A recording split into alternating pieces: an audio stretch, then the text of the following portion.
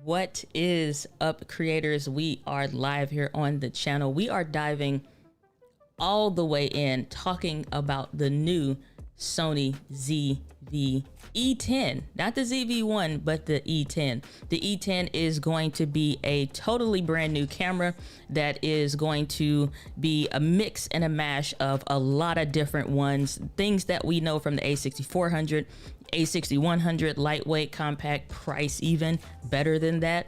We're also talking about the ZV-1, and when we go through all the things, because this is just not going to be, oh, let's see or complain about it, because that's pretty much what the general consensus has been online.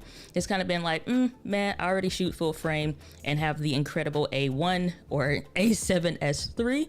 But if you love and enjoy APS-C cameras like I do by Sony, or if you love the ZV-1 or something thereabout similar, this is what you've been rocking with more or less for the last 12, 18 months, or maybe you're considering switching over. So we're diving all the way in, whether you're a content creator, you're an entrepreneur that's getting into content creation as what I call the content creating entrepreneur, or if you are somebody that's wanting to vlog, maybe document your process, you're a YouTuber or a live streamer, even small churches, nonprofits, and ministries. It's a lot of different angles that we're going to come at from this video. It's going to be a deep dive from the audio, the video, just some even accessories and things like that. So buckle in, and it'll be chapters down below after the stream.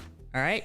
So let's jump over into the chat, say what's up to some good folks. What is going on, Mr. Michael Powell? Good to see you. Glad that you are here. We have Mr. Camera Junkie. Good to see you. Glad that you are here. I don't know what this accent is. Little Southern, little twang, little something. I don't know what it is, but I'm trying to figure out what it is. So hopefully I land on somebody. So Paul Duncan in the house. Good to see you. Glad that you're here. Jojo the Techie saying, all right, here we go. Yes, we are diving in. I'm pumped. And Doc Rock saying, sorry, meeting with Katie and Kayla now about Leap. Oh, I actually got to hop out, Doc. No problem. This will be available and up for replay. We have Sean Grimm in the house. Good to see you. Glad that you are here. All right. So first and foremost, we have got to clear the board, because a lot of people are saying it's like, oh, it's the same grumblings we heard. If you've been around for a while, maybe you don't know anything about this. Let me put you on game. Maybe you haven't been around in the space, and that's fine. Maybe you're coming from another brand or something. That's fine. Most of the creators that you probably watched some reviews on so far kind of wasn't all that excited about the A6400, A61, 66, all of that. They want the bee's knees Hall of Fame. So the A1, A7S III is more or less their game, and kudos to them, because you find your camera that's right for you. However, there has been a gap, and I mean a severe gap in the market when it comes to being able to find the camera that you want to use for vlogging that wasn't just only a point and shoot camera per se. And I'm just saying point and shoot because that's what they've been categorized. And so eventually ZV-1 came out, but it's a baked in lens. And so there's no way or nothing for you to do other than to get like a wide angle adapter, which is why you see this little bit here that protrudes out around the rim that kind of gets glued on. And so this was a fantastic answer to a lot of things, because honestly, these are photography based cameras. This is why the lens, you must manually twist them and stuff like that. And they were always like, go get a camcorder. And to those people, I say, mind your business. So there's been a need. The live streaming community, we have hybrid cameras now, but now Sony is starting to introduce more video centric cameras, and cameras like the ZV-1 have been answers to that market. But like I said, I want to dive into just for a smidge of a sec before we get into any specs and all that good stuff. When it comes to the ZV-E10, everybody's like, it's just like recycled camera, it's old. I want to show you something, because I think some of y'all sleep on what's possible with this camera, with the sensor that's in there. Yes, it's not a brand new one that they just released, but I want to show you what is actually possible with this camera, like what it can actually kick out. So I don't know if you follow or are familiar with the incredible creators Becky and Chris, their husband and wife team, that they create content, they do photography, they're awesome. They did a series a couple years ago called Cold Island that came out when the A6400 came out, and they shot this on the A7S, A7S what is it? The A7S Mark II, because the 3 wasn't even out yet. A7S Mark II, all right, and then the A6400. That's what they used to that's what they used to shoot this series off with. So let me pull over here, because I do want to pull up the specs for the camera in a second, but let me go through here. But I want y'all to just see like what's possible. They shot this thing mostly on the A6400, and the A7S II, again, wasn't a camera that everybody was like, oh, it's amazing. But this is what's possible when you're looking at, again, skill for the camera. Shot on the A6400. This is the same sensor that's in the ZV-E10 camera. The exact same sensor. It's color graded. Everything that everybody was complaining about online about rolling shutter and all this extra other stuff. When you have skills, it doesn't matter. Yes, this is more or less an entry level baked camera, but the sensor and all of that, they did not dumb down the camera. Sony don't do that. That's Canon, that's Nikon. Fuji don't do that either, but the other brands do, more or less. But Sony doesn't do that. So this sensor that we're talking about in the ZV-E10 camera is the bee's knees Hall of Fame. I'm not even joking. Same 24 megapixel sensor, 4K, 30 frames per second. This has a headphone jack, a microphone microphone port in there. You can now put interchangeable lenses on there. Price possession of 10 to 18 that comes in at a higher price than the gosh darn camera. And we don't have to worry about this flip up, flip down mechanism, which was more or less a stopgap, if we're being honest, when it came to these cameras. But this is the A6600. All right, this is what I prefer to use. So that's what we're looking at. It is still 8-bit. If you care about any of those things, I don't think most of the people in this market will. However, we got a little bit more B-roll for you. So if you did not have what you needed when it came to this camera, you had to deal with, guess what?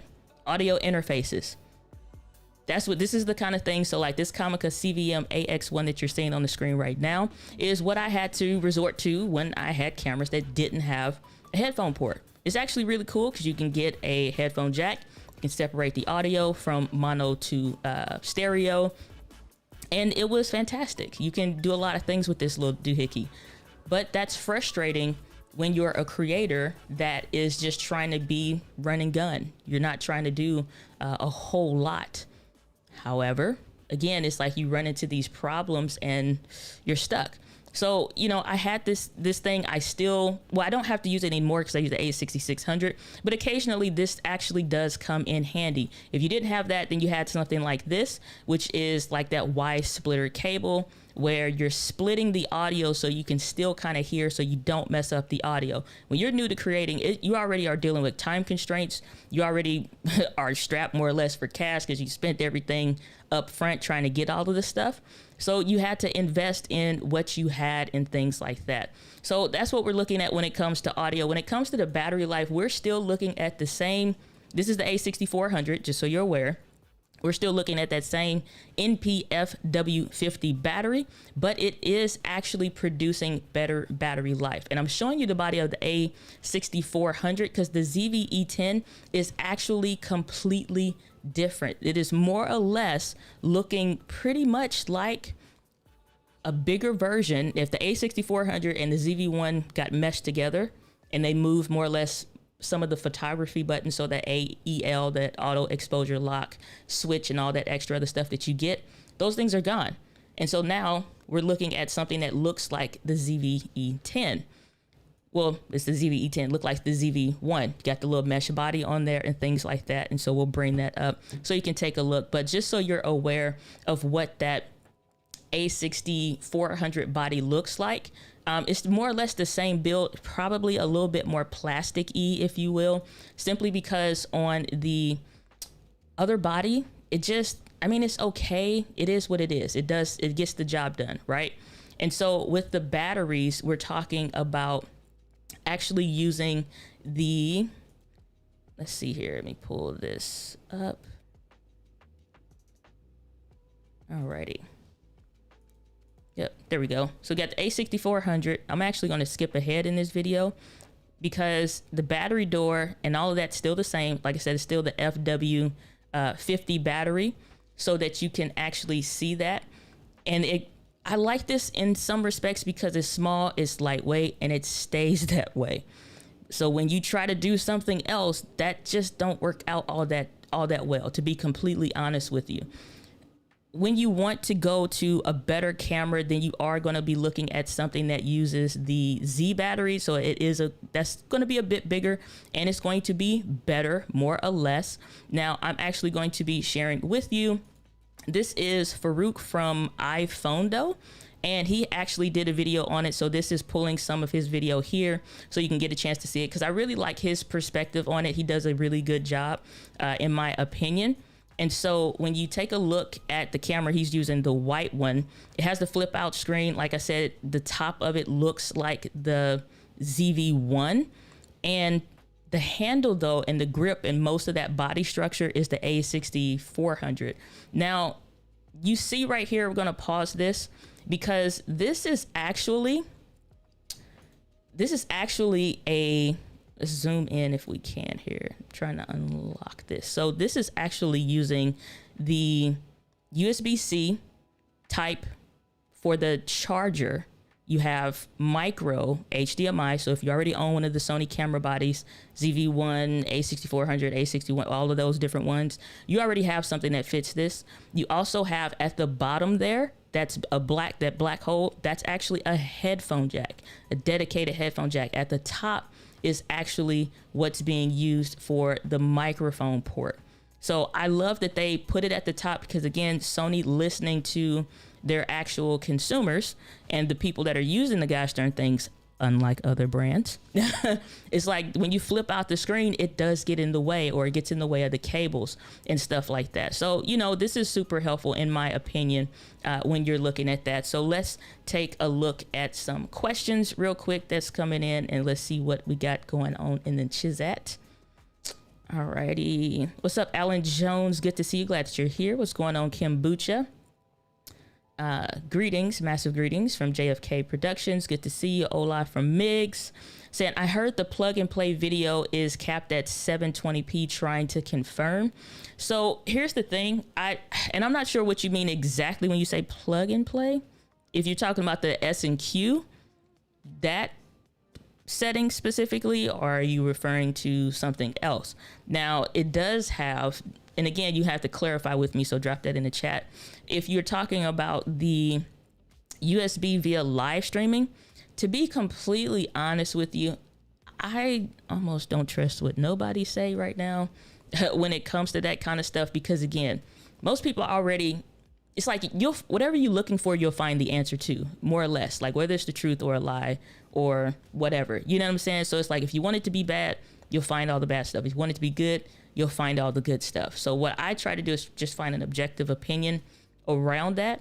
And I haven't come across anything as far as any information about that, but more or less, and I think that's kind of universal, the USB that you get through the cameras when it's just doing the native live stream thing or whatever, it is not the highest quality or whatever. And that's something that we've seen that's been pretty true when it comes to even the ZV-1 that has it internally, even the Canon M50 Mark II. There's only a few cameras that are doing that, but like I said, I can't really confirm or deny that. However, what I can say is, in use, the live stream that I did, which you guys know is in our Let's Get Live group, over on Facebook, live stream that I did when I was in San Diego, as well as all of that came through the USB, and everybody was blown away with the way that the video looked. So if it looks good, I'm not concerned. The other thing is that with this 24 megapixel sensor as well, it's like it's a 6K sensor downsampled to 4K. So you're not getting too much trash, you know what I'm saying? We'll have to see, and I'll test it when I get it, but right now pre-orders aren't available, so we're just waiting to see until that comes in, and we'll see what's what then. Saying the A7S II, yeah, Becky and Chris shot that on the A7S II, and the A6400, again, same thing. So saying, I just discovered Becky and Chris channel, big fan of their style. Yeah, they're so good. Saying, what's an icon? We are not going there today. We are not going there. All right, calm it down.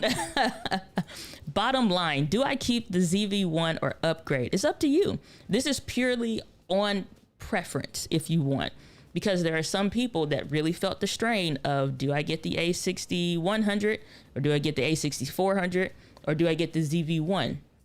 Because they do want to swap lenses, but they do want to keep it small and lightweight and portability. So it's really, this is a personal choice. It's not even a like who's better or which. That's something you totally have to make on your own, a decision, honestly, because only you will know what really works for you. I can tell you when I traveled to, like I said, San Diego, and I decided to only take this to see, would I actually miss my A6600, or would I be frustrated that I only, quote unquote, only had this? It didn't feel like that to me. I not once felt like restricted or it's like, oh, I'm missing the shot. Like, no, because when I do this and I want to just turn it, it's ready to go. The button is right there. Most people are saying like, because of the mode dial being, again, similar to the ZV-1 where you press it, it does have that go from photo to video to S&Q mode, which I'm glad they added S&Q because it needed it. The ZV-1 honestly needs it. I'm recording 99.9% of the time. So even a few times that I would take a photo, no big deal. So that's not a personal issue, but this right here, and when that lens retracts and that goes away, that is something that like you have to experience that for yourself. You know what I'm saying? As far as how comfortable that is when you're traveling, or you want to throw it in your bag and forget about it. But when you take this out, this is heavy. I just went to the aquarium. I took both of them again, just to see where am I going to default to. The ZV-1 took it home. So I honestly wish Sony would make a collapsible lens, and then it would be easy to just throw that collapsible lens on the ZV-E10, and then you're good to go from there. But this is not something you're not going to switch to this just because, right? It is a heavier setup, even just the slightly, still light, still very lightweight.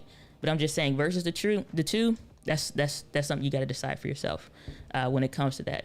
Saying I'm buying this strictly off your recommendation. I tell you what, if you come into Albany, for those of you that are coming to, see us over at People of Video, don't have your spouse just talking about how much the you didn't dropped out of the bank account making these purchases. I don't even want to hear it. But if you're enjoying the stream, you're getting value out of it, make sure you hit the like button. I will say that.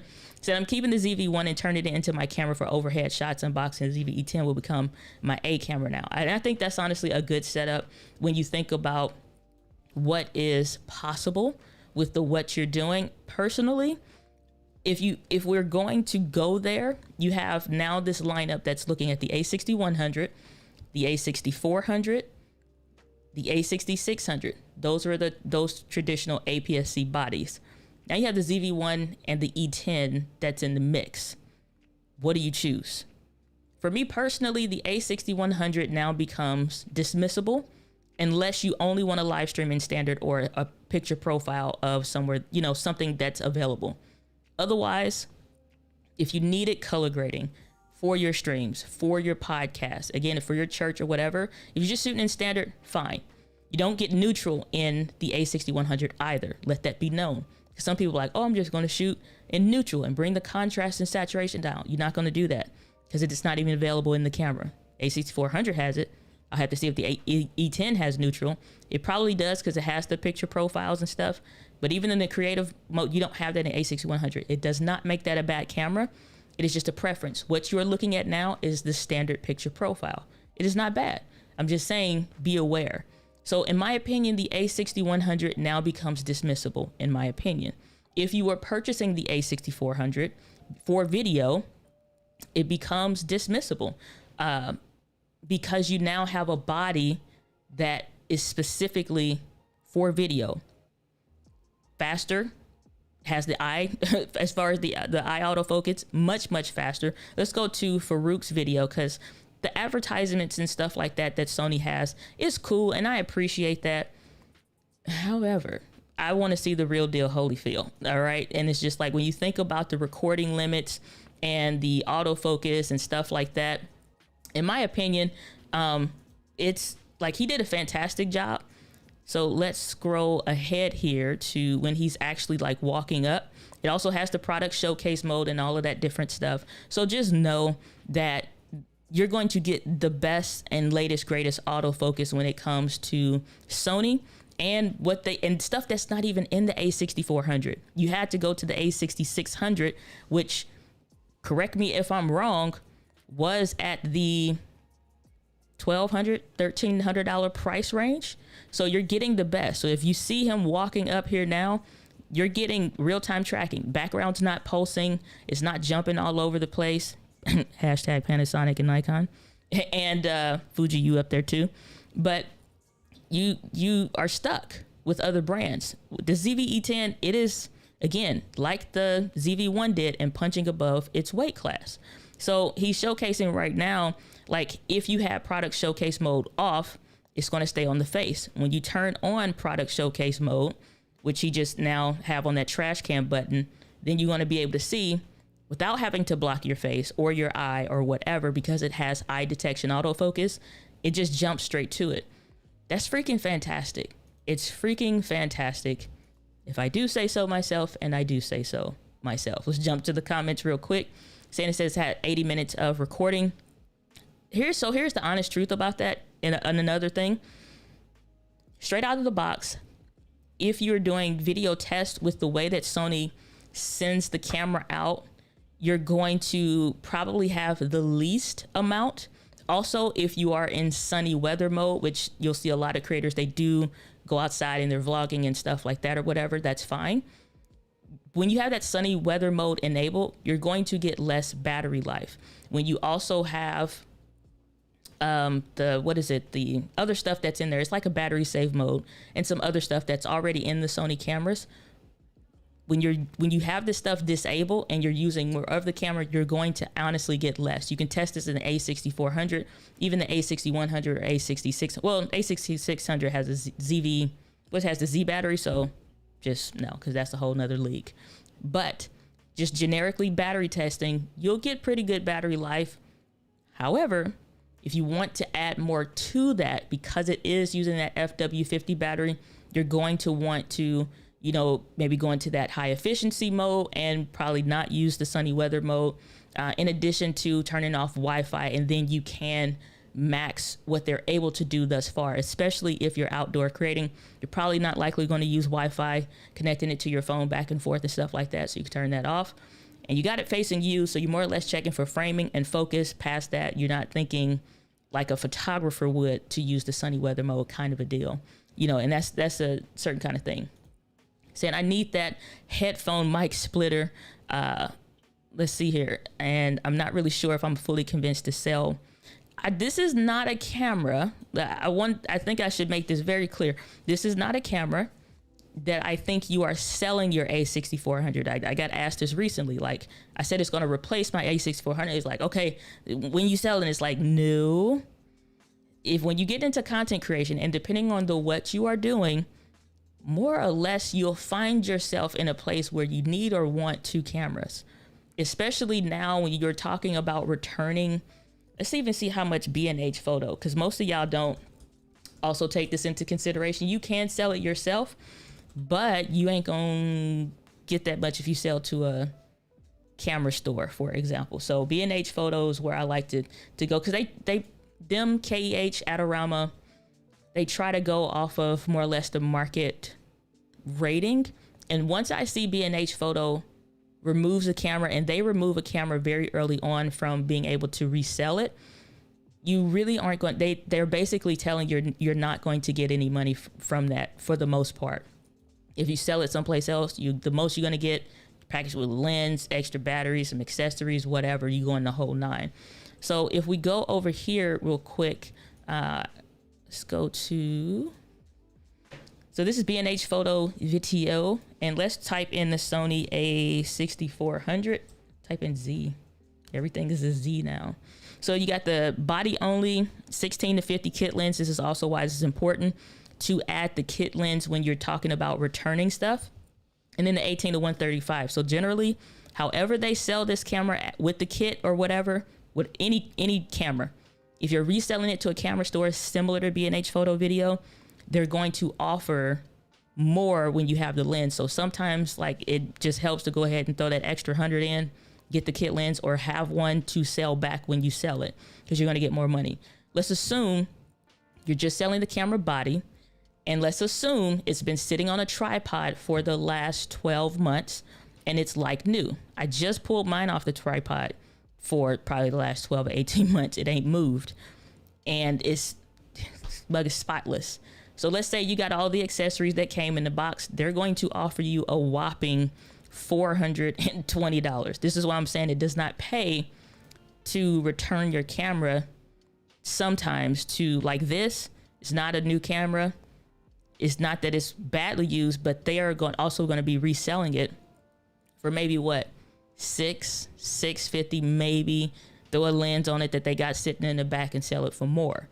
And so $420 is what you're looking to get on something like that A6400 if you sell it back, you know, that way. Yeah, you could sell it for $600 yourself, maybe but here's the thing. For the last month or so, and this cycle happens consistently, you're always going to see a bunch of cameras that people are wanting to make that lateral transition, upgrade, whatever, even from other brands and stuff. You're going to see a bunch of cameras like that go for sale. So if I said, oh, I don't want this anymore, I'm going to get rid of it, you'd see a ton of people because they just wanting to offload it for more than what you're going to get over here at B&H. Let's even see if they have the A6100 for those of you that have it. Let's go back. And then we will jump into some more questions. Let's go Sony A6100. So we got this A6100 with the kit lens, and then that other set that was sold with it, which is the 55 to 210. Let's just say you got the kit lens. Let's say again, it's been sitting. Yeah, let's say it's been sitting on a tripod. It's like new for the last 12 months, and you got all the stuff that came in the box. You're going to get a little bit more, and that's going to bring you to $449. If you prefer, if it makes you more comfortable to resell your camera stuff to an actual camera store instead of a person or eBay or Facebook Marketplace or something like that, then add more stuff, accessories, tripods that you don't like or use or whatever, AC adapters, extra batteries, like just throw a ton of stuff in to maximize it as much as possible, and also get quotes. KEH will have you send in a bunch of stuff. Make sure you get an itemized list that you have with your serial number, stuff like that, to send it in, and then they'll analyze it for themselves and send you the money back. It's like MPB is available, Sammy's Cameras. You got a bunch of places you can do that for. And this was a major move to disrupt the APS-C section. Yeah, for $699, it's no joke. This is like, the reason why I'm so excited about this is not because I need it or whatever. This is such a huge answer to a lot of problems.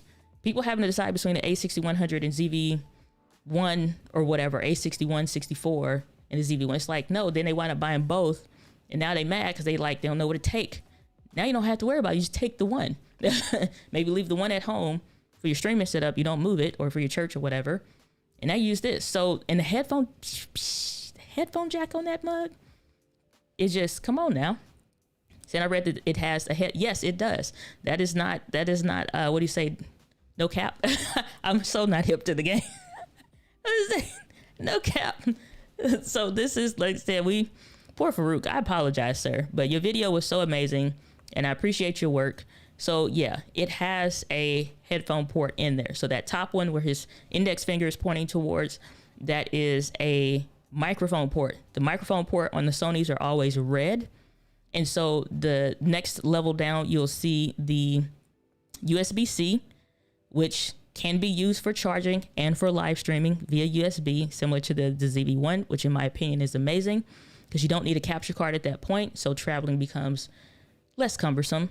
And then you also have the micro HDMI cable. Again, if you're coming from other APS-C cameras or you're coming from other brands that are sub $1,000 cameras, you likely already have this cable. And then that last port, that's the black hole there, that one specifically is the headphone port on the camera. Bees Knees Hall of Fame, in my opinion. Saying Type C, awesome. Yeah, and I'm curious if they're going to kind of play a Fuji move where technically Fuji on the X-T30 was able to get a headphone port also, like it could serve dual purposes for the USB-C.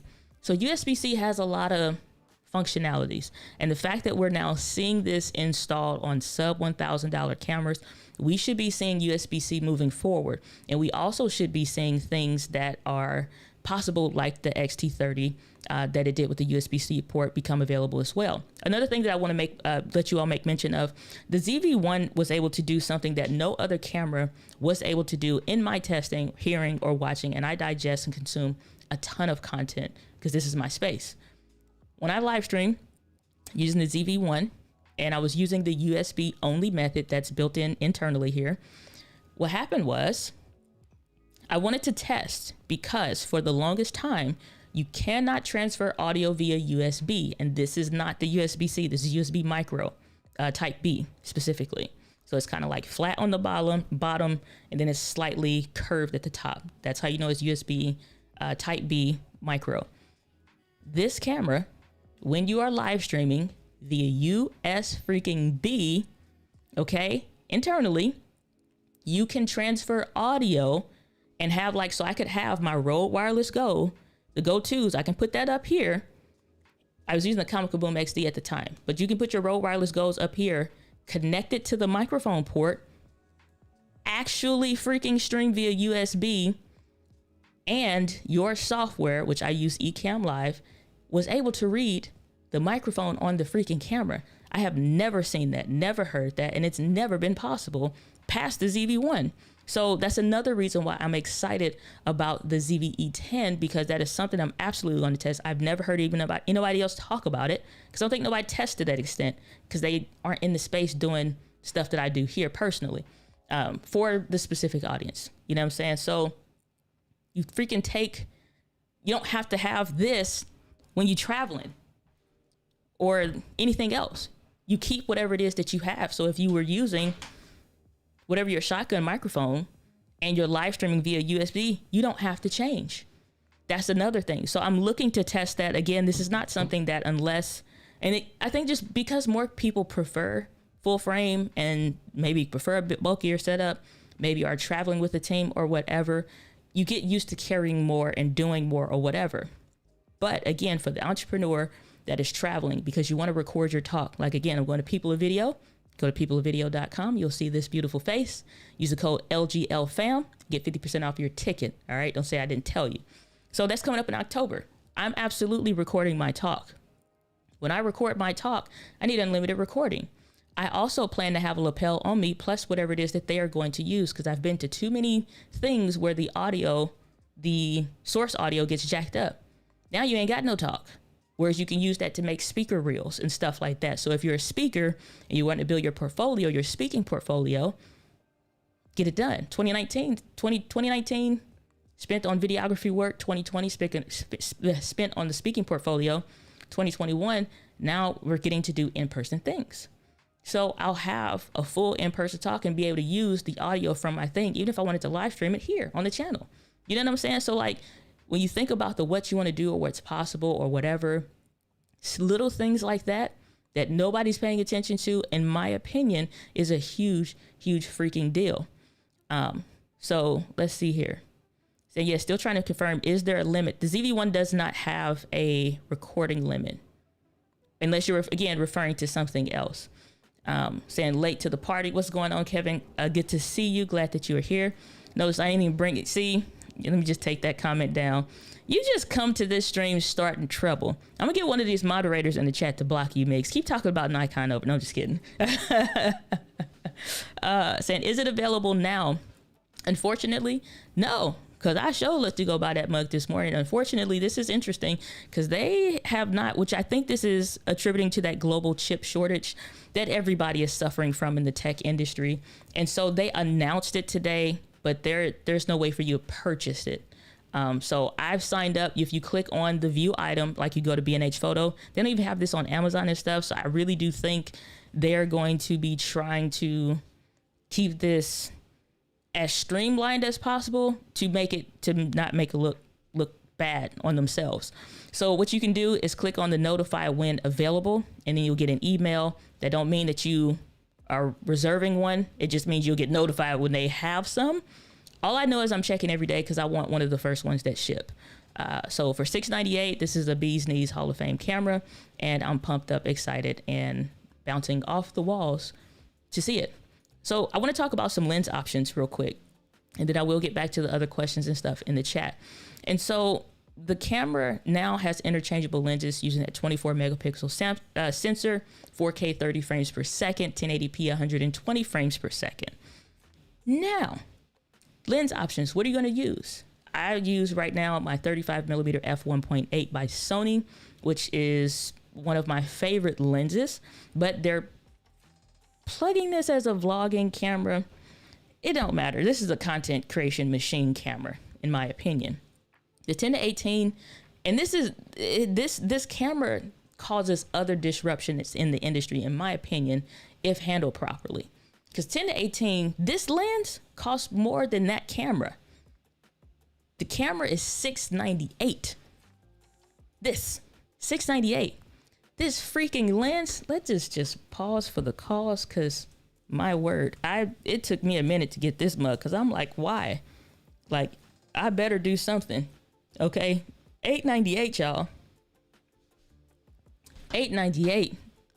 Now you see why I bought mine used. So we need something, a prayer line, prayer warriors, somebody come out for this $898, because we need something. Now, I talked about this in some of the groups and things like that, but when you look at again, Farouk, well, I'll give you $5. How about that? We'll give you $5 for the usage of your video. But when you look at the camera, this here is amazing to me, because you can use that 11 to 20 Tamron lens that's not stabilized. You could use the 10 to 18 if you wanted to. You can also use the kit lens, but there is a rocker on the front of this camera, which I have only found in my research that is coming from, what is it, the A5000, A5100 had a actual zoom rocker. Past that, you were looking at point and shoot style cameras. The ZV-E10 now has that. I'm not convinced personally that Sony did that for no reason, or just because that part was laying around. The fact that this has a rocker on there, I'm curious if we are going to get something like, hell, pop out the lens for the ZV-1, put a mount on it, and still let it be collapsible. That's what I'm praying for, because that with that zoom rocker is amazing. Because honestly, the 16 to 50 kit lens ain't that great enough to put, you know what I'm saying? It's not like the A6100, 64, 66. Yes, those are more or less photography-based hybrid cameras that can do video amazingly, but you're not putting this zoom rocker on here for no reason. You know what I'm saying? So it's like, it makes me question, are we going to get some more point zoom lenses similar to 1650? Maybe a 10 to 18 that has, that kind of a thing in there. Yeah, you can use it with clear image zoom, and that's cool. But, it's like, I'm just curious, like, are we going to get something great with that? I took a few shots when we're talking about the camera. Again, it's going to be very similar to the A6400. So minus a few accessories, more or less the body build should be about the same. However, this is something that I haven't watched all the videos, so I can't say nobody, but this is something I'm thinking of. I already have the Sony 16 millimeter f2.8 lens, and when you pop that on the A6400, it gives you a representation of what that experience might be. I got this before I got the Sigma 16, just because I wanted to see if the focal length might work. But if you're looking for a pancake options for something that's super uber cheap, this is not the fastest focusing lens, but it's right in front of your face, so it's not going to do that bad of a job. And so this is something that you can look at if you want that 16 millimeter focal length, something that, may be wide and may actually work. This is something that may work for you, because this is a $237 lens, $100 if you find it cheap, less than that if you find it beat up like I did.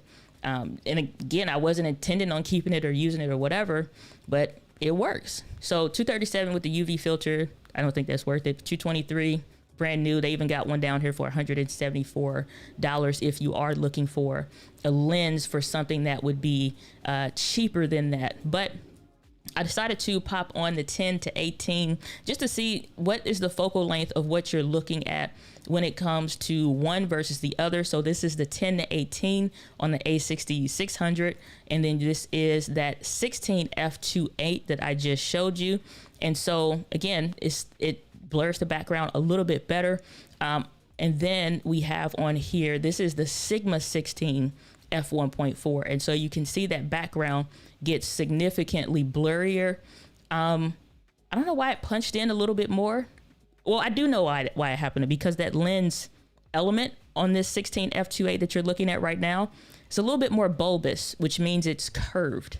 So I wasn't thinking on explaining this. Most lens elements, when you think about the Sigma 16, it's flat across the face of the lens, right? It's flat.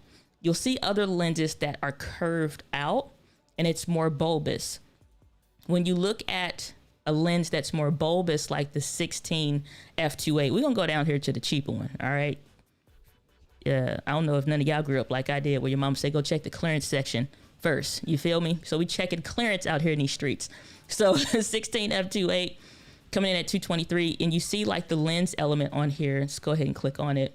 And you'll see it's like slightly curved. It is this small. It is a pancake lens, but it's curved. However, with the Sigma 16, it's flat. It doesn't have any kind of curvature on the outside.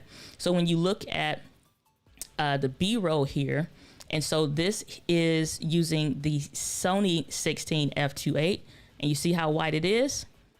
And it is a slight punch in. Even though they're both at the same focal length, that makes a difference. And it's not me holding the camera that much more closer. My arms are only so long. You know what I'm saying? Like, it's a significant difference. And also, for that extra background blur, are you really losing out on that much? No. So if you want a cheap 16 millimeter lens, I'll put links in the description. I guess I could go ahead and throw that in the chat. I wasn't thinking to throw that in there, so I'll do links to the stuff that I've talked about in the description down below. But I'll go ahead and throw that Sony 16 f2.8. Maybe I'll do a vlog on it and y'all can see what it's like. But it has no stabilization in it. Neither does the Sigma 16 f1.4. That doesn't have stabilization in it either. It's just that Sigma lens is heavy as hell. That's all that is. So let's go ahead and jump into the chat. And this lens is available. Pause for the cause. So it's $223 on Amazon. And then they do have some really cheap ones for $99 and $4.99 for shipping.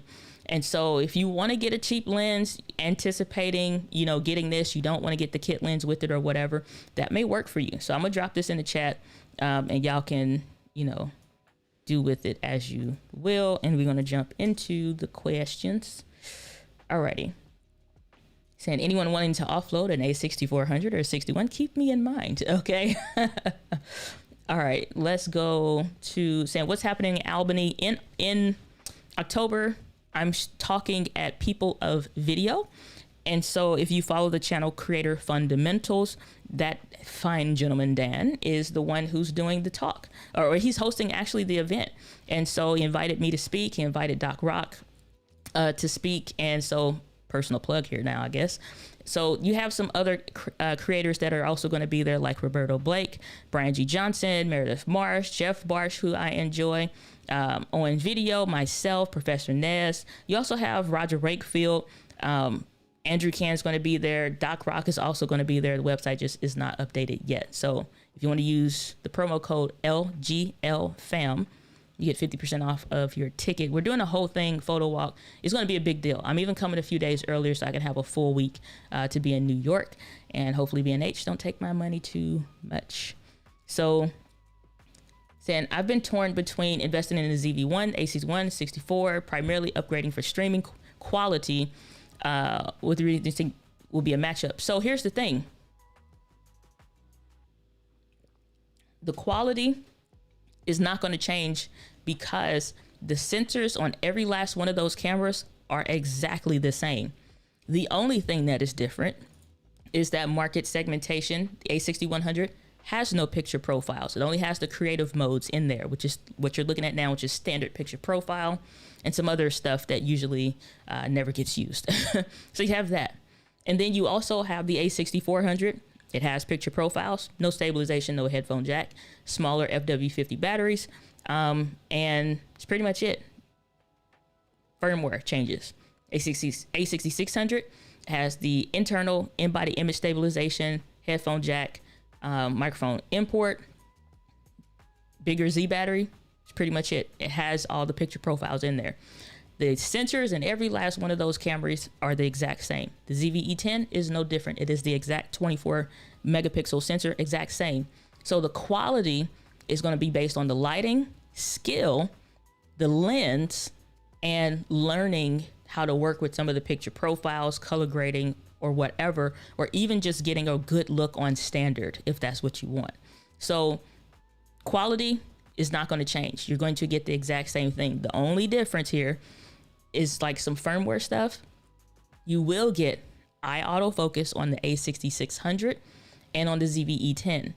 My personal opinion, if you plan to let this camera live on a tripod, like 99% of the time my A6400 is, I almost never take it off.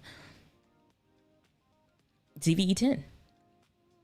You know what I'm saying? Like, or you can get it just like, you know what I'm saying? Like, you get the A6400, it's going to be way cheaper now. You'll find a lot more use for way cheap. You know, if it's going to live on a tripod, this is all you need. You can get away with the A6400. It still has picture profiles. The ZV-E10 does have the upgraded color grading as well as the A6600, or excuse me, color science per se, but that is only really something that you see. You'll see a slight difference in standard, but that's about it. It's, again, and color science, the logs is pretty much damn near black and white, and you're grading that into something. You know what I'm saying? But the quality, lens, lighting, skill, that's where the quality more or less is going to come from. You're not going to see that in the sensors change. All right. Alrighty, let's see here. Kevin saying Doc and I will be on the spouses. You know what? All I got to say is you in control of your own wallet. Don't be having nobody come to me. You told my husband to spend. It's like, mind your business, ma'am. Mind your business. Alrighty. So does anyone know if anyone has tested the long live streaming capabilities? ZV-1 is your perfect camera, but those limitations, there are no limits on streaming on the ZV-1. Like, here's the thing. I did what was it? Freak. We used up to four ZV-1s based on the client's preference. This year, I used 4 ZV-1s for an all-day conference event. So, and this was using HDMI. We also used like the A10 Mini. It was like a whole big shindig, right? I recorded internally and we live streamed the event on ZV-1s. I worked from 6 a.m. until about 6 p.m. every day. And I think the thing started at maybe like 7 or something like that or whatever. So you coming in earlier, but it's like, and then to set up, goodness. So there are no limits when it comes to streaming. If I don't know what you're doing that can't get encompassed in a 10 to 12 hour thing, even the ZV-E10, this is what people, if you're doing your own conference, that's what I'm saying, like small businesses, nonprofits, you're doing your own conference, you don't need a cinema camera or whatever. You got log profiles. The first time I did a conference was shot on A6400s when they first came out. And I shot the Grow with Video Live for Think Media in 2019. So if you see any of that footage, any of that B-roll comes back around or whatever, you see a little blue shirt, me sitting back there. I had just cut my hair, so I was big chop. So I had curls. I didn't have my dreads yet. We shot that on A6400s. And everybody else that was shooting B-roll, that was flying cameras on gimbals and stuff, they shot on Sonys for the most part too. So it's like you're going to get plenty. ZV-1 has no caps in that regard.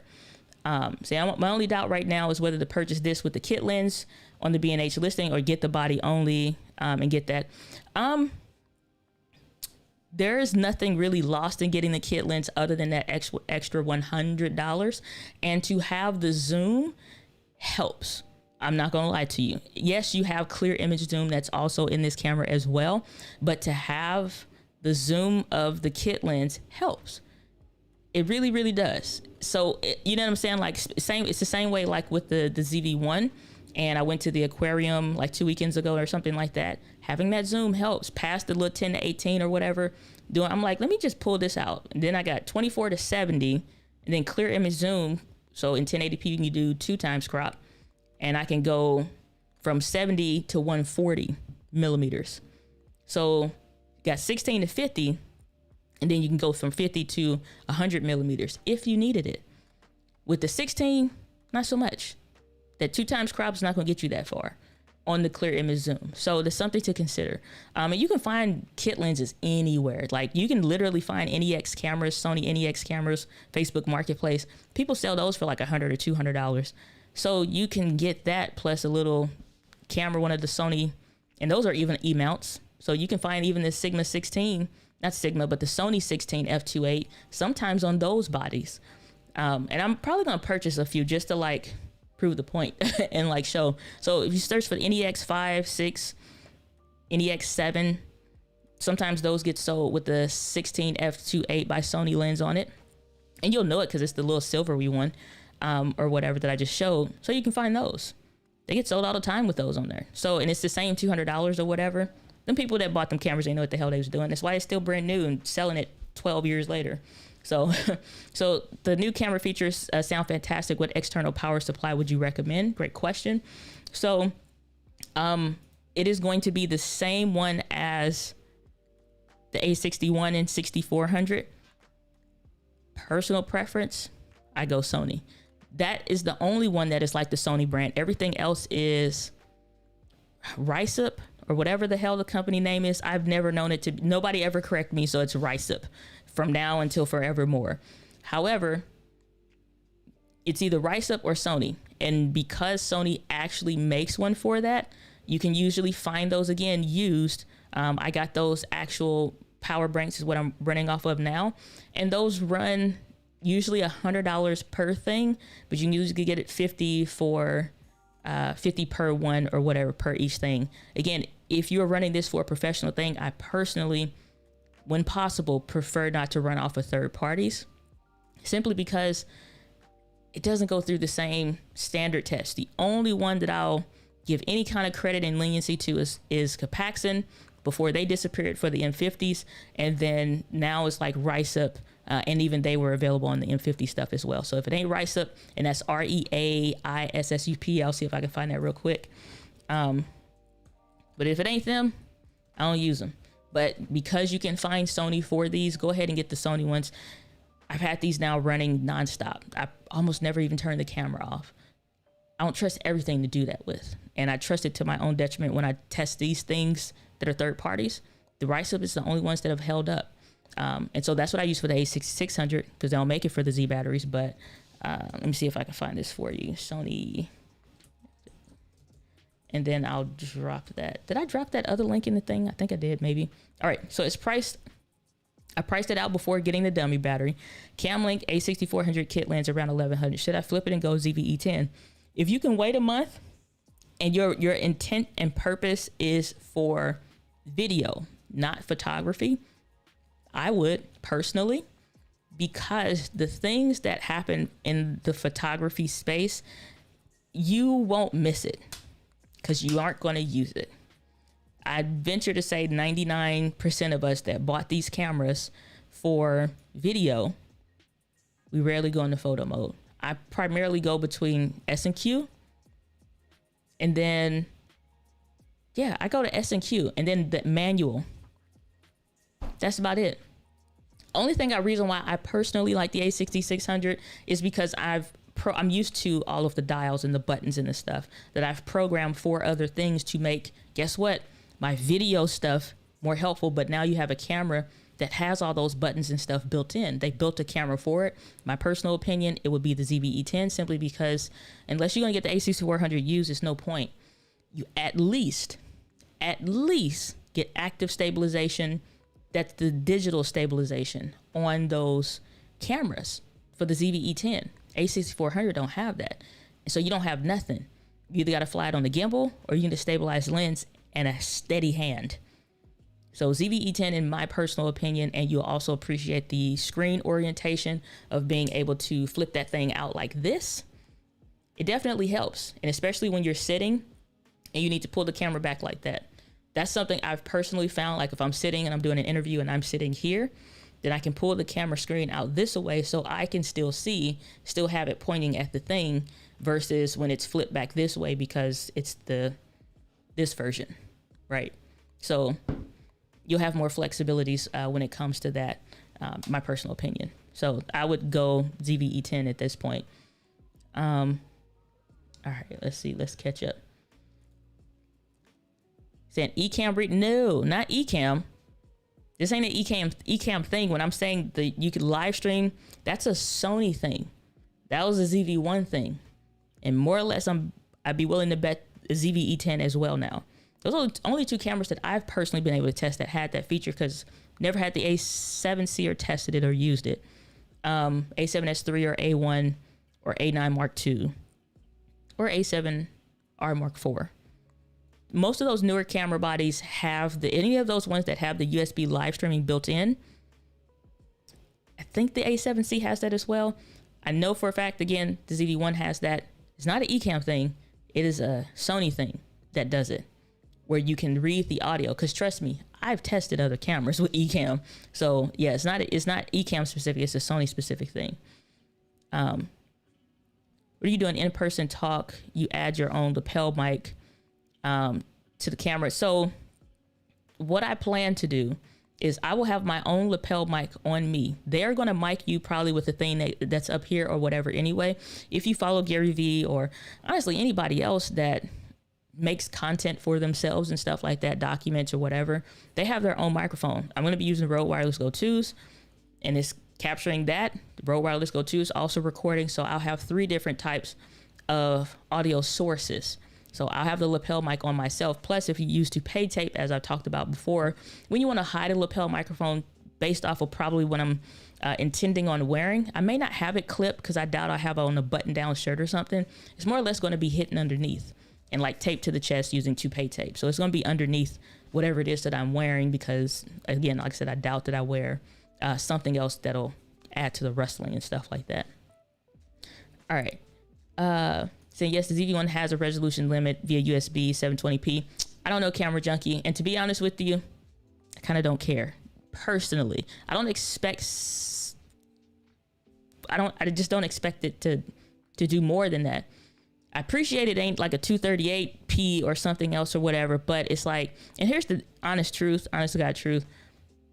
Most of y'all stream at 720p despite my best efforts to get you to switch to 1080p or 4K based on your software that you used. Not included, Camera Junkie, as well as a few other y'all. It's not going to be that big of a difference. Upscale to 1080p, and I still stream at 4K no matter what the hell is coming out of the camera. You can't really see a difference. Again, well-lit environment or whatever, good lens, lighting, you're not going to be able to see that anyway. Would it be great if it was 1080p? Would it be great if it was 4K? Sure. Are you going to get that at $699? Probably not. Are you going to get that at the $650 or $698 even for the ZV-1? Probably not. So here's the hoping, but I doubt it. All right. Camera Junk saying the price is amazing. Saying pre-order start tomorrow, 10 a.m. Eastern Standard Time. All I know is it'll be back to the video gaming days when you constantly hitting refresh to see what's what. And do you think the Sigma 16 f1 point is the best way? If you're looking for the ultimate quality, I personally think so. So again, this is the Sony f2.8. So I'm gonna let this play for a second. Look at the quality. Look at the shirt, look at the chain, look at the glasses, things with edges. My hair probably won't be a good way because again, it's dread. So you look at the background, see the boxes and stuff like that, right? And again, if I recall correctly, the stream is at 4K, right? Now this is going to the Sigma 16. It is a bit brighter because I forgot to bring the ISO down, accounting for the f1.4 aperture. So the brightness has nothing to do with it. So take a look. Look at the chain. Look at the shirt. Take a look at the background. Obviously, it's more blurrier, but rim of the glasses. Let's go back to the Sony. Okay. Do you notice any difference really with the sharpness? Personally, again, this is the Sony. That's the Sigma. In my personal opinion, the Sigma is sharper because it is higher quality glass elements. That's just a fact, honestly. It's just the fact that the Sigma is better. I don't mind the Sony f2.8 either, but I will say it's undeniable for the quality of the Sigma. And that again is a personal preference if you want that in the f1.4. And she's a heavy girl. She's a head. That's a heavy girthy lens if you want that. I do think for the price, it's an incredible lens. You almost can't go wrong with buying the Sigma 16 personally. Like there's nothing that the Sony f2.8 could do to be as good. It's no art. Minimal glass elements in there and not of the highest quality. But again, take a look at the video. Judge for yourself. This is the Sigma. This is Sony. Is it that bad or is it that significant enough? No. The one thing that would be a significant difference is how well it autofocuses though. That's the thing. So Sigma just made that lens not that long ago relative to the Sony f2.8 when that came out initially. It was probably like 2012 or something. I have to check my dates on that for that Sony lens. So when you take a look at that into consideration and the focusing motors, because that actually does matter, the Sony f2.8 does focus slower. The Sigma, you can't tell that that's not like a native lens. You can't tell that that's not a Sony lens. So it makes a difference. If you're paying, in my opinion, for the eye autofocus, I want all that I'm paying for in everything. Like I want all that I can get out of that, which is why I said I tried the Sony f2.8. I did several videos in 2020 on that lens. And then y'all saw me when we did the Instagram live when we purchased the Sigma because I wanted to see if it lived up to the hype. And I'm like, it's pretty gosh darn sharp. It's pretty gosh darn sharp. It really is an incredible lens. You know what I'm saying? So I think you want the best at that price range, 16 millimeters. You can't. There's really no comparison in my opinion. You can get the Sony if you want to. If you strap for cash, you're not worried about the background blur. You can afford to not have, you know what I'm saying, like every little thing tack sharp. The eye autofocus will still work. Let me make that clear. It's just understanding when you have the two to compare, you do notice a difference. Alrighty, saying, okay, I think I asked that one. Alrighty, saying used as a way benefit from someone else. Listen, every camera I own, minus, which one is, every one of the last one of these cameras in here is used. That one, this one, because I got this one from Best Buy because somebody returned it because they didn't know what to do. I do. I'll take that. Thank you very much for little of nothing.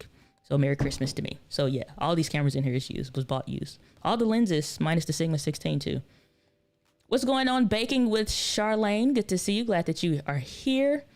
See, I've been looking for the A6164 used in my area, and they are all not too different than this new one. This will be the next camera to my collection. So pro tip here, if you're searching for used cameras, and if you are maybe wanting to get the ZV-E10 maybe to be your main one, and you want other ones, so maybe an A64 or A61 may work well. At this point, a lot of people don't even need the A6600, and I ain't gonna lie to you. I'm like, what the hell I spent all that money for if y'all was gonna do this? Y'all wrong, Sony. It's like $1,200-$1,300. It's just, it's in there contemplating, Lord, do I got the money? It's like, and I'm like, $898 for the lens too, the 10-8 to jeez Louise. This better come with maid service. So even I am like, you know what I'm saying? Like, let's not get it twisted out here in these digital streets. But I already love it. I already have it. I like the bigger battery. I'm used to it. I don't mind the IBIS or whatever. So I'm like, what's done is done. All right. But there will be people that will have that feeling and they will sell this for cheaper than what they bought it. And they know B&H ain't gonna give them that much. So you're gonna find all of these cameras. A61, 64. Don't just search your local area. Except that if it is 4 hours or less, it can be shipped to you, or it can be like enough where you can meet them halfway, whatever. If it's within 4 hours or less, it's drivable. You know, it's a good day trip. 4 hours or less, either go pick it up, Facebook Marketplace, search other cities. Also, for those of you who are traveling, again, we got this People of Video event coming up in October. If you making stops and you got significant layovers, somebody could meet you there for you to purchase something in that city. I do that a lot. I check the areas that I'm going to be in, and I see what's around that, change my Facebook Marketplace location, and get a good deal while I'm traveling. So you can do that. You know what I'm saying? So check other areas. And then also, you guys know we have the Let's Get Live Facebook group. Who's in a city that has a good deal? Or just ask people to search for you real quick. Can you check your city real quick? Did you find a good deal? If it's $600 or less, let me know. And let them get it if you trust them like that. You know what I'm saying? So that's my final frustration with Sony. I'll join you in prayer. Lord, you have done it before. You can do it. Okay. That $898 for that 10 to 18 ain't no joke. Okay. Saying I was confused by that rocker as well. Yeah, I think it's going to do a lot of different things, honestly. Personal opinion, I think that may be something worth seeing. Even if you got to use parts, you still got to build the mechanism in there, because all the other ones was just on or off. You know what I'm saying? So that's the thing. Real quick, let me go back to this question that had came up about the battery. So when you search for the A6400, A6100 or whatever, you'll have a lot of these third-party random brand stuff that is in here. And y'all don't judge my cart, mind your business, all right? Because I save stuff like that sometimes. And so you'll have a lot of stuff in here. Like, and again, this is not to say that they're not good, because I'm pretty sure this is the one by Go9. That one is recommended. I believe David Foster recommend that one specifically, but some of these other ones, be careful. That is exactly how I messed up my M50, one of my M50s, back in 2018, I think it was, just because you buying whatever these things. And I've had other people, so like Thomas Shire, listen, sir, I don't know who you are, but we're gonna go with Go9 for the win for 500, Alex, because, and you can also get 15% off of coupons, and they can ship it tomorrow. I do believe, again, if I recall correctly, that this is the one that David Foster, I'm gonna drop that in the chat so you have access to that. And I will be putting up on my Amazon page where I'll do a kit for the things that I recommend when it comes to the ZV-E10, and that also includes accessories. I am not going to be shocked when Small Rig, the company, drops accessories for this, and UU Rig, which is also a part of the Ulanzi brand. So when you start seeing accessories, things that you will want to probably look for if you're using this for live streaming, if you're using and swapping between tripods and vlogging sticks and all that kind of different stuff, you are going to want to get quick release plates. You're going to account for memory cards. One of my go-tos is these SanDisk Extreme cards. You'll see it because it's got the little gold foil. Again, this is why you have product showcase in the ZV-E10. So this memory card right here is what I like, SanDisk Extreme as well as SanDisk Extreme Pro. They've worked exceptionally well for me over the years. For all the years I've been shooting video, they worked exceptionally well. So I would recommend those. If you need memory cards, don't go no cheaper. If the label looked the same, if a review said it was the same, I promise you it's the day that you can't afford to miss your talk or that shot or that sermon, and if that card is going to go corrupt. No. And the SanDisk Extreme cards are already cheap. Don't try no cheaper. Like just stick with great already. All right. So let's see here. What's going on, Enrique? Good to see you. Glad that you are here. Saying I have yet to hear anyone badmouth the Sigma 16. Yep, 100%.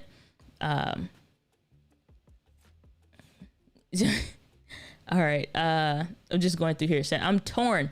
I have A64. I want an A6600 for the eye autofocus, better battery life and stabilization. Well, Lorenz, welcome to the fold of either the A6600 or welcome to the fold because you're going to get the ZV-E10. The ZV-E10 has the eye autofocus, so that's the thing. Are you actually vlogging, like actually out and about, kind of a thing, or are you not? Because if you're not, do you really need the Z battery? If you want it, here's the thing. You don't need an excuse. Just get it if you want it. Because that's the thing. I knew that I was going to need it. I've had every use and need for this camera, and I actually did want it. So if I had to choose, if I'm in your shoes and I'm, like I said, trying to get that eye autofocus, it's the A66 or it's the ZV-E10. Obviously, the E10 is cheaper. The stabilization is not that much better. It was, Farouk, I'll give you another $5. So what's that, 10 now, sir? We'll credit you or whatever. So this is the part where he's kind of talking about stabilization. And so, and again, I'll link to his video as well, because I do think it is something that everybody should watch. He really does a fantastic job. I appreciate him. His channel's name is iPhonedo, but his name is Farouk. And so you'll see, like, let me skip just a smidge more ahead. Looked like he flipped us off there for a moment. It's all right. He loves us. So it's like you can see, like, just on the side, the shake. So this is the like active and standard stabilization. Standard does not have a crop in it. Active stabilization does. But if you have any experience with active stabilization, then you'll appreciate it. So this is standard. You'll see that you got a little bit more back in the focal length or whatever. But when you go into the active, it does crop a bit. If you drop that change on that 10 to 18, then you've still got plenty of wiggle room. But it's not bad. Like, in my personal opinion, I think you're winning getting the digital, because the other thing that camera has that my beloved A66 don't is access to the Sony Catalyst browse. And this does. ZV-1 does. The Sony Catalyst browse software is what allows you to take the gyro data, those extra files that you see outside of the video files, and you can now drop that file in. It reads that information. It will stabilize that shot. So in my opinion, I think you are getting a better bang for your buck, because again, I'm very honest about stuff that I love, like, or whatever, but it's known Sony does not do the best for the IBIS. It's not until they got to the A1 and the A7S III that you started seeing the better enhancements in that stabilization. At this price point, if you can sacrifice the battery a little bit, and I'll give you a hack for what I use when I use my A6400 outside of just hooking up a battery bank. I always kept a little battery bank in my pocket for my phone and whatever anyway. I did a shoot for the Rams. It's Rams Gala event. It was in 2019, I think it was. And yeah, it was in 2019. And I messed up and none of my batteries were charged. I was on the A6400 only. I'm like, oh, I'm quite a ways away. It's at sundown. Lisa, hey, welcome to the fam. Join that entree fam. I heard you. Won't call the channel that no more, but the Glad Gang. We'll call it the Glad Gang. So welcome to the Video Simplified community. So you became a member. All right. So, but I got to this event. None of my batteries were charged. I don't know what I was thinking, but I ran that whole event, thank God, using a battery bank in my pocket. And I'm not talking about some huge thing. I'm talking about like 4,400 milliamps, the little things you get at the Walgreens CVS, one of those. I already had that good and ready to go just in case.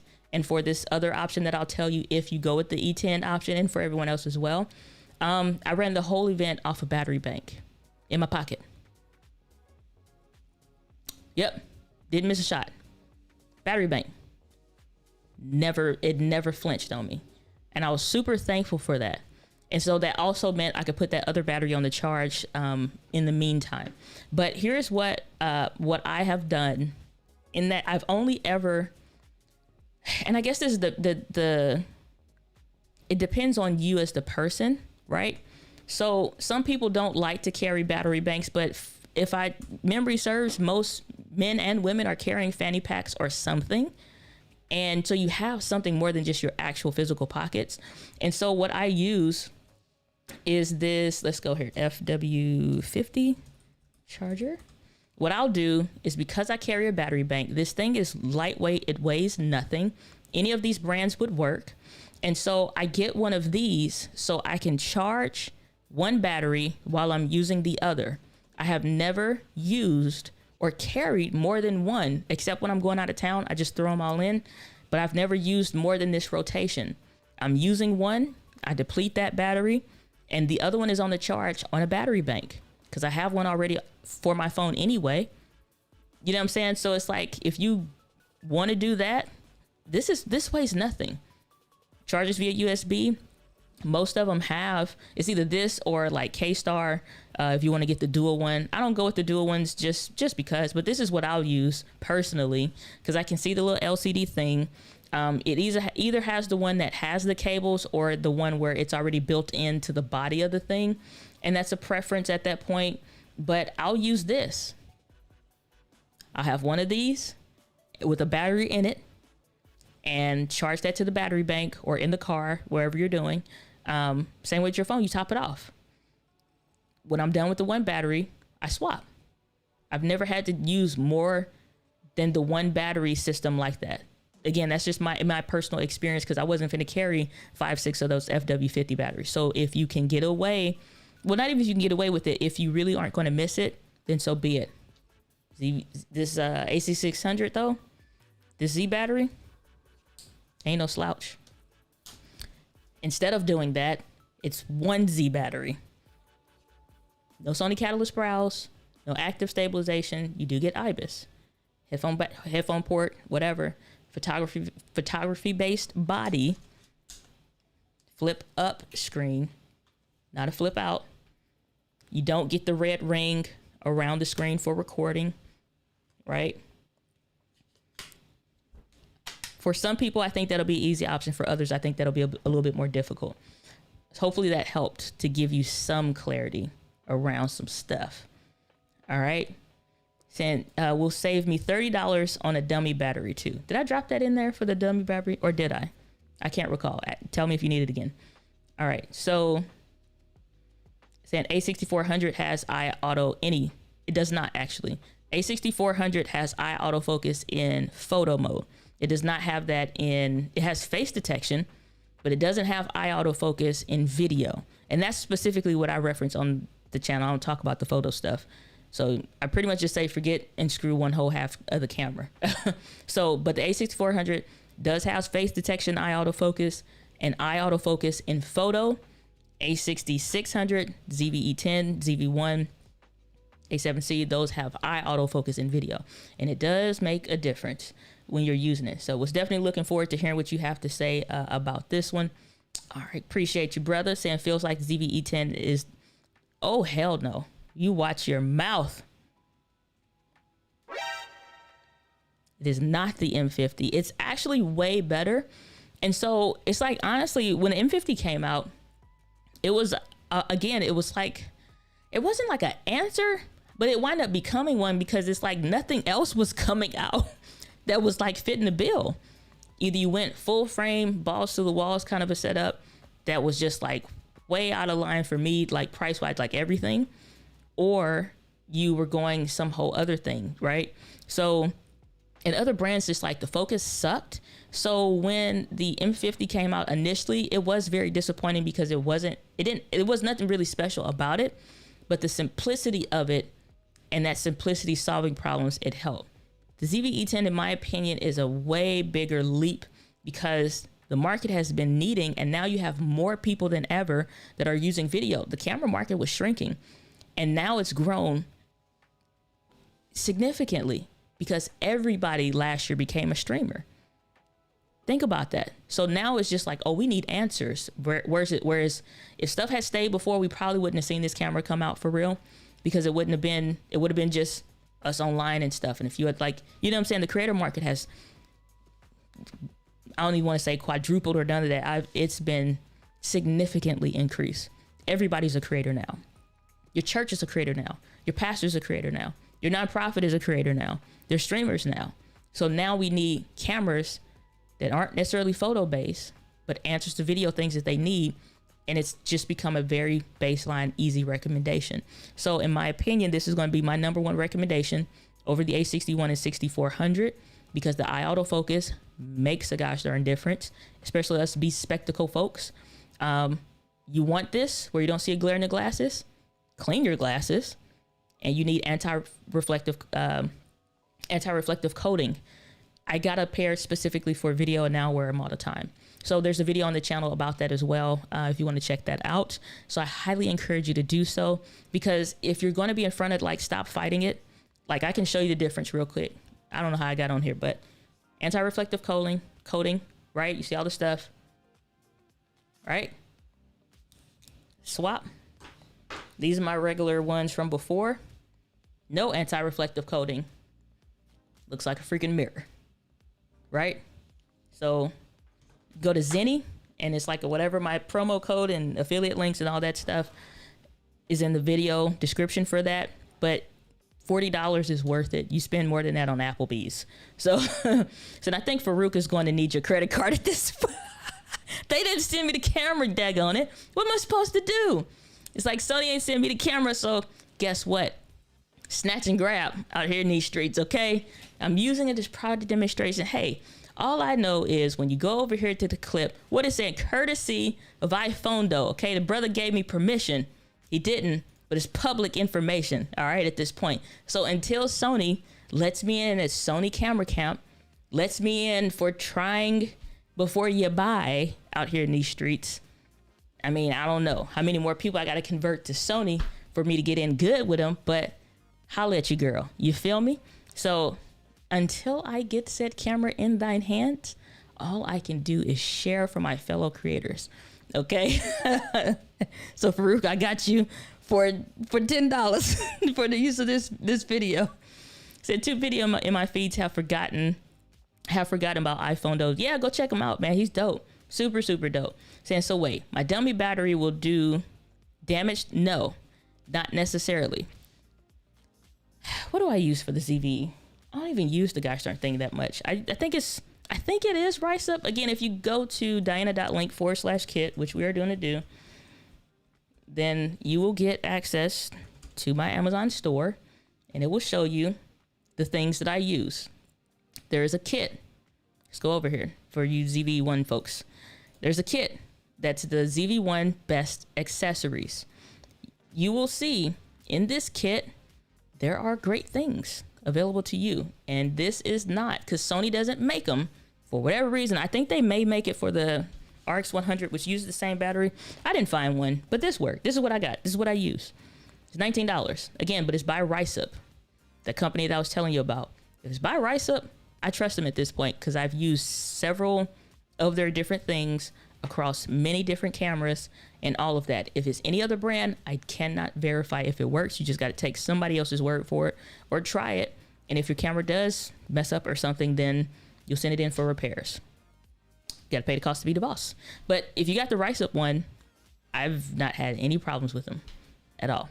But you should be fine. K-Walk Comedy saying, love to see everyone covering the ZV-E10 today. These brands know what they're doing. They sure do. It's freaking gosh darn it. It's magic marketing is what you call this. Saying sounds good. Hashtag Glad Gang out here in these streets. Oh, wrong button. Wrong button. All right. Saying fanny packs. Hey man, if they like it, I love it, I guess. Saying I am still in it. What is it? Am I still in time to win the? Oh, are we giving away a free camera? Please go to Sony.com if you want to actually. I'm glad that you made mention of that, honestly, because you can actually win a camera. You can actually win a ZV-E10.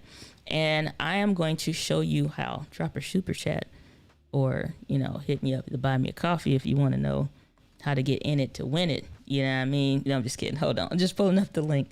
So give me a second, because I did want to bring this up. But Sony is really digging into their initiative. They've done this with a few other things as well. And they actually are giving away a camera. And here's the thing. Most people think, oh, well, too many people are going to apply. Most of the time, most people don't apply. All right. And so what Sony has done is they're doing this vlog challenge for 2021, where you actually can get entered in to win a camera. Said in 2020, we launched the ZV-1 vlog camera, which we developed, and they're patting themselves on the back for the things that we've been telling them on YouTube to do for a long time. Moving forward with the ZV-E10, what else are they saying? It's our firm belief in the creativity of vloggers, and we have made it our mission to support that creativity, which I honestly do believe so. And that's why I switched back in 2019 to Sony, because they actually were putting forth the effort to invest in creators, in the events, in the stuff. I love that they gave it to so many YouTube creators and people that I follow, have learned from, friends with, you know what I'm saying? Like they put their money where their mouth is. But if you go to this website, this is the North America thing. I don't know if this is in other countries, so I apologize if it's not. But if you go here, then you'll see that you can put in here to do whatever it is you need to do to win. It's like download the thumbnail to the right. I'll download that and we'll see how that looks in the live stream. I wanted to do that earlier. Include Sony Vlog Challenge in the name of your country or region in the video title.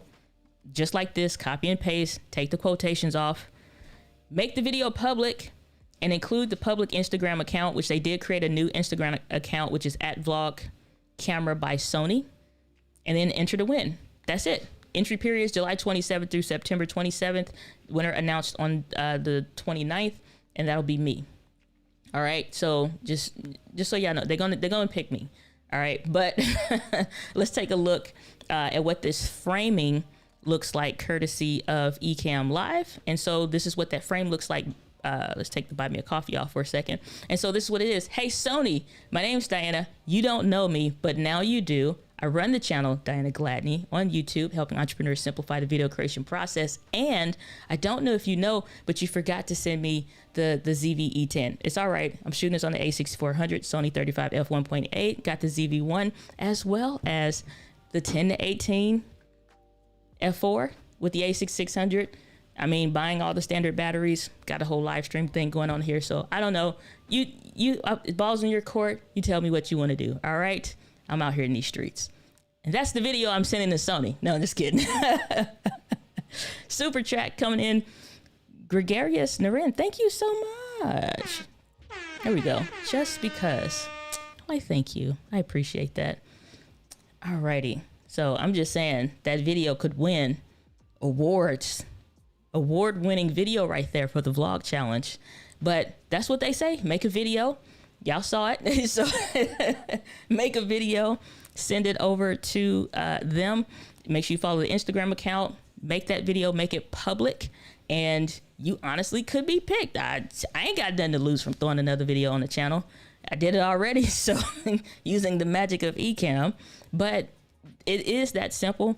And to be honest with you, I remember doing listen to a podcast. I wasn't doing anything. I was listening to a podcast. But the guy said they did this thing like it won $1,000, blah, blah, blah, announced it on the podcast and all the Instagram, blah, blah, blah. Maybe three people or one person. No, three people put in to do, and only one person actually fully followed the instructions. So they won by just following instructions. That stuff happens more often than you realize. The stuff at the grocery store, all this extra. If you just apply, you win. You know what I'm saying? Just because Camera Junkie in the chat also has a good an example of, putting in and far as like a video challenge and stuff like that, and actually getting some benefit out of just doing it and things like that. So take that into consideration as well. All right, let's answer some more questions real quick. How far in advance until they send out those ZV-E10s? There are so many edited videos today with all the features. Tomorrow, allegedly, is going to become available for purchase at, 10 a.m., I believe, Eastern Standard Time or something like that. Let me check for the message that had that in there. Yep, pre-order start tomorrow, 10 a.m. Eastern Time, according to Paul. So Paul is saying that you can do that pre-order, and the sooner you pre-order, it literally makes the difference of weeks at time of you getting it. I've watched people have a 15-minute different interval, and it's just kapoof. And it's like, oh, I didn't get my camera yet on Twitter. It's like, yeah, he's late. He's late. All right, let's go through the chat here. Let me scroll back up.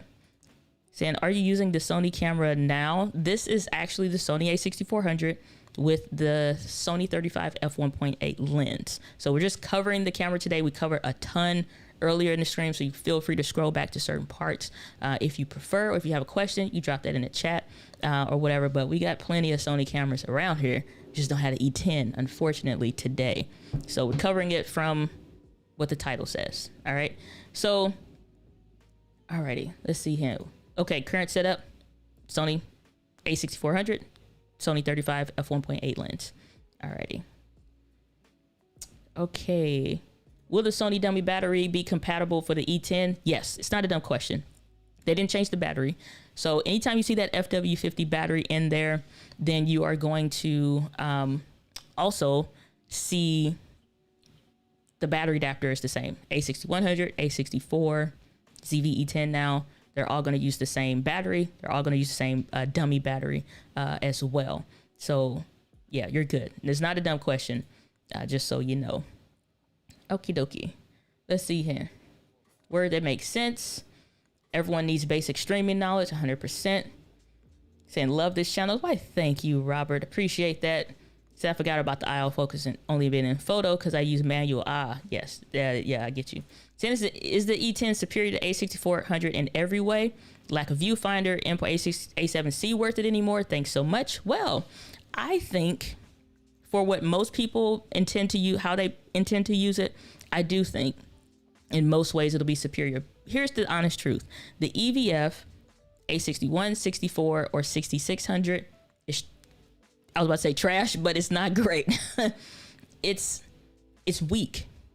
Industry, from camera to camera, manufacturer to manufacturer, hell, from Sony camera to, it is a weak EVF. This is literally just adjust to make sure EVF.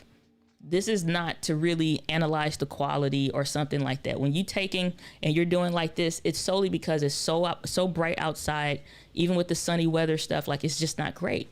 You can't see anything. So you do like this and you're like, oh, okay, I can see real quick. ZV-E10, you're gonna do like everybody else been doing for forever and just do like this real quick. So it's not that the EVF is so great that it's something that you are going to miss. And if you're using your camera primarily for video, you almost never use the EVF because you're not behind it. You know what I'm saying? And more or less, you could more or less see what you're doing in the shot. You know what I'm saying? So EVF is not a loss. The other thing that you were saying, like as far as the A7C is basically just a full frame. Well, now we can say I was going to say it's like a full frame A6600, but it's pretty much like a full frame ZV-E10 at this point, because it has the flip out screen and all of that. The only difference is the A7C is full frame and it has the Z battery, which this does also, which is the A6600. Past that, they're pretty much going to be the same. It's still 8-bit. It's not 10-bit data. And so picture profiles are the same. Eye autofocus. It doesn't have digital because it has IBIS. So they're virtually the same thing. You know what I'm saying? Like it's not that fantastical in my opinion. So it's just a preference if you want full frame or whatever. So like I said, ZV-E10 is really sweeping up a lot of stuff, honestly, in my opinion. Alrighty. Saying, yes, at Sony, do you hear it? Hook your girl up. I'm saying out here in these streets. How many people are going to convert it now? Okay. Give the Glad gang some love out here.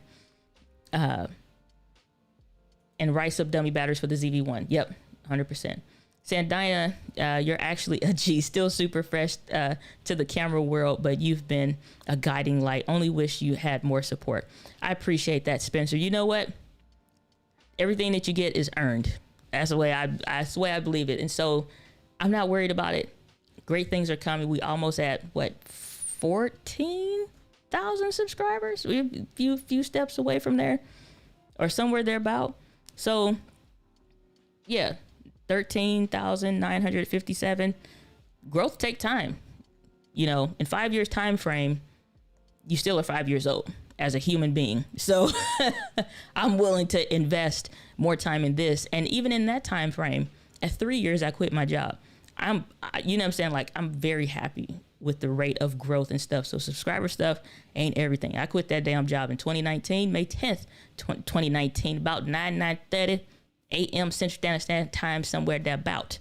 So I'm more than happy with what has happened and transpired over my journey. Built an incredible community, made some incredible friends, became a speaker, an educator in the space. Like you couldn't have made me guess when I started 5 years ago that I'd be here. So everything else is coming.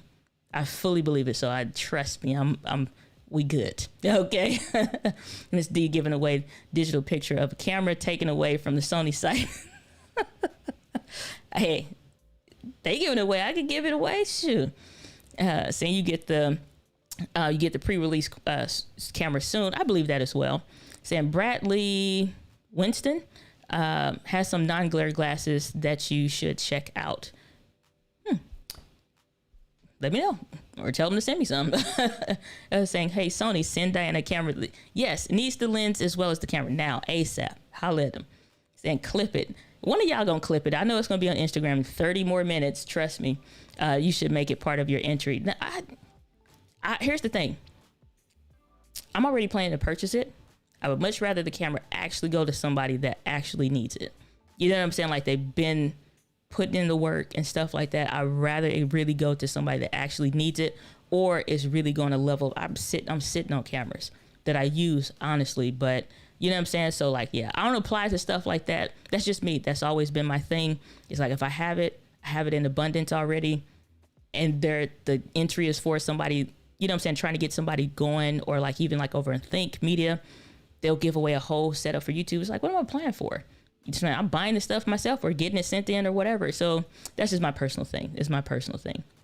All right, so we rounding up here real quick. So I think Terry Warfield said he had it for a month when he did his video. Terry is another person that I think is an actual fantastic freaking creator and puts in the freaking work. Terry is awesome. So I haven't seen his video.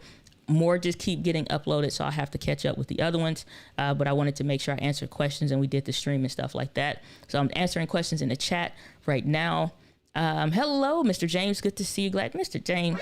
Oh, wrong button. Why I keep hitting the wrong buttons today? Rodecaster Pro is out for me. Saying I pre-ordered. What you ordering it for, Alicio? You got 83 of them things. Alicio got 12 cameras, y'all. He don't need no E10. I'm telling you. Saying Sony working hard to convert me. It don't take much out here. Saying that Sony sponsorship is coming. I believe that. Saying you rock. Thank you so much, Mr. James. I appreciate that. It doesn't look like we have no more questions. Looks like everybody is well satisfied in what they need and have questions about. More content is coming. Trust and believe more content is coming, and not just for this camera, but I'm planning to do a deep comparison between the ZV-1. I don't have the A6100, but A64 is pretty much the same. That all the way to this new camera that's just released, the E10. So we're going to be looking at the performance of these cameras. I'm looking at the A61/A6400 at this point because it's pretty much the same. You just don't use the picture profiles. You know what I'm saying? So I'm going to be doing a comparison between all of that. If you check out the video that I just released again on the ZV-E10, you'll see the data about the battery life comparison, what kind of things you can expect, things that I was hopeful for and have found to be a bit true, and some other things we just gonna have to wait and see what Sony actually freaking does, because this camera is gonna put a lot of people on their butt. You now get the fully articulating screen, 4K 30, 1080p, 120 frames per second. And just to close anybody else's mouth that has any questions or qualms about the quality of this 24 megapixel sensor, Becky and Chris put that to shame when they shot the footage that you're looking at now with the A7S Mark II, and most of this with an A6400. So it is more than possible, and they did a bang out job. So definitely go check out Becky and Chris. Be sure to check out a lot of those other creators you may have heard me mention and talk about throughout the stream. But this is that sensor. This is going to be possible with that camera. You do not have to worry about the camera not performing. This is that sensor. And so, like I said, Becky and Chris put that to shame. Go watch that Cold Island thing. It's like a freaking movie. You know what I'm saying? Like, for real. All right, so let me see. Oliver Perry made the show. Okay. Glad to see you here. So when is it release day? Allegedly 10 a.m. Eastern Standard Time tomorrow. Be checking B&H, and there's a couple other places I think that they're doing it out as far as purchasing wise or whatever. So whatever that time frame difference is, just be checking and refreshing. Because I think this is going to sell. I think it's going to be a hot seller. I'm not even joking. Even the people that feel some kind of way about it, I think it will kind of have that M50 effect where it may not be the successor to the A6600, but at this price for $698, I don't think it was going to ever be. And to be honest with you, they probably going to put on hold the A6600. Honestly, I think they're going to put it on hold because it's like, again, it's the same sensor. It's the same sensor. So why change what's already working? And I think, personal beliefs here, I think it's going to be a while before we see an update to the A6600. And surely because people are going to get tired of waiting, you're going to see these mugs everywhere.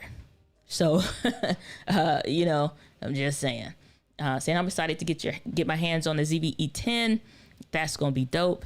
Saying I have the ZV-1, A7R Mark III, A7 III, and I'm going to order the Z.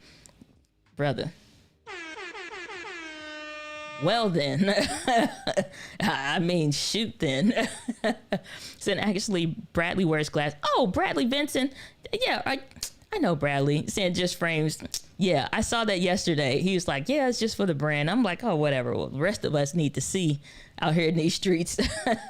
Thanks so much, Madi. You've given a lot of information. Hopefully you found this extremely valuable. Saying, well, land the plane then. Well, it won't be, what is it? I forget, Alicia. He said, as we come down from this place, but never from his presence. Oh. I said, now, okay. Oh, now you want to agree. I'm not arguing with y'all in the chat. You regulars in the chat. We're not going there. Sony challenge, enter my world at Wrinkles. Hey, and freaking kudos to Michael Powell in the community. Did his first live stream last week. Started his, and this says like from Wrinkle City. It's not what you think, okay? But I just want y'all to know, you do not need to be a certain kind of somebody to get started. You only need to be you. That's it. You just need to be you. If you are you and the full representation of thereof, you're more than enough. You need to get a camera to get started, you got your phone. You want to get this E10 to make it better or to get more of the things that you want in an actual dedicated camera, get it. You are more than enough. Whatever dreams and goals and visions that you have about becoming a creator, do it. Stop waiting around. Last plug is going to be for my own series called Being a Creator series on the channel. Share that out with people that are wanting to get started. Just share it every daggone day, just because it is a behind the scenes documentary style vlog, me doing my thing and showing you what it takes to be a creator. You don't have to be nobody but you to do it. All right. With that, guys, with passion, I'll see you in the next video. Peace.